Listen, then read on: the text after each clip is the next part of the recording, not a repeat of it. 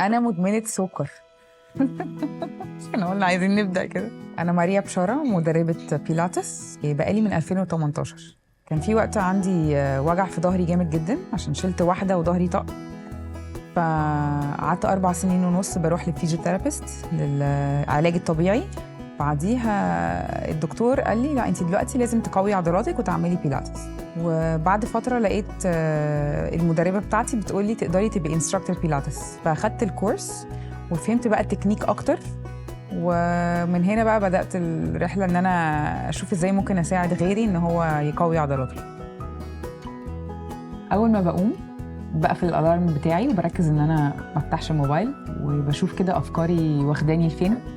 ببدا احضر شويه حاجه البنت علشان اوديها المدرسه، وبعدين اصحيها والبسها وبعدين بقى ده الكواليتي تايم بتاعي. ابص على السماء وابدا اخد الوقت بتاعي مع ربنا. مكاني هو البلكونه، علشان بحس ان انا شايفه السماء وشايفه شويه خضار، فبحس بالحريه. لما بصحى بشرب ميه، مش بشرب قهوه. بحب اكل بيض على الفطار وجنبه شويه خضار، سلطه وفاكهه.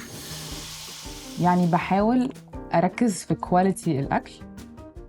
طبعا ساعات ممكن اكل الحاجه اللي على مزاجي، بس الاولويه دلوقتي في تفكيري ان انا اركز في صحه جسمي. يعني البيلاتس عامه النفس اللي فيه بيساعد ان الواحد يهدى، هو بيقلل الستريس.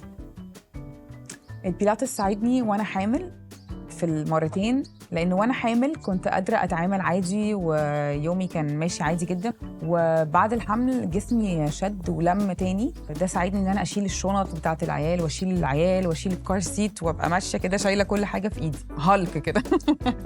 بحس بالنجاح لما ألاقي إنه في ناس بقوا مدربين بيلاتس وهم كانوا أصلاً بيتمرنوا معايا.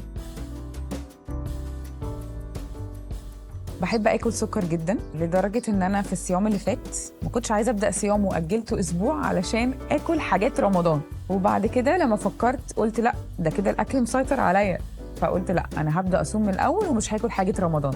فدعيت لربنا وقلت له لو سمحت انت اللي هتديني قوه ان انا اعرف اوقف السكر شويه او اهدى شويه. بحس بنور ربنا فيا لما حد يعلق لي إن هو مش بس مبسوط بالكلاس والبيلاتس، لا، إنه بحس إنه روحي أثرت فيهم وإن هم مستريحين كونهم معايا. حاجة مهمة كمان إنه الناس ممكن تكون شايفاني سوبر وومن بقى، وإيه ده الله معاكي عيال وقادرة تنزلي تشتغلي وبتعملي حاجات كتير قوي حلوة. دي حاجة طبعا بتبسطني، بس من ناحية تانية أنا شايفة بقى الصورة الحقيقية، إنه أنا شايفة بقى إن أنا معايا عيال وأنا محتاجة أدي لشغلي أكتر بكتير وشوية محجومة. وبعدين لما أقعد بقى أتفرج على السوشيال ميديا وأشوف بقى بقية الناس عاملة إيه وفيديوهات وناجحين وكده، بقعد افكر بقى طب ما انا كنت احب اكون في المكان ده، كنت احب اقدر ادي وقت اكتر لشغلي، اعمل سوشيال ميديا اكتر، اطور من نفسي اكتر. تحدي بقابله جامد جدا انه لازم اقبل وضعي دلوقتي، ان انا الوضع دلوقتي هو وقتي كذا وعيلتي محتاجاني، واللي اقدر اديه اساعد اللي قدامي باقصى حاجه عندي.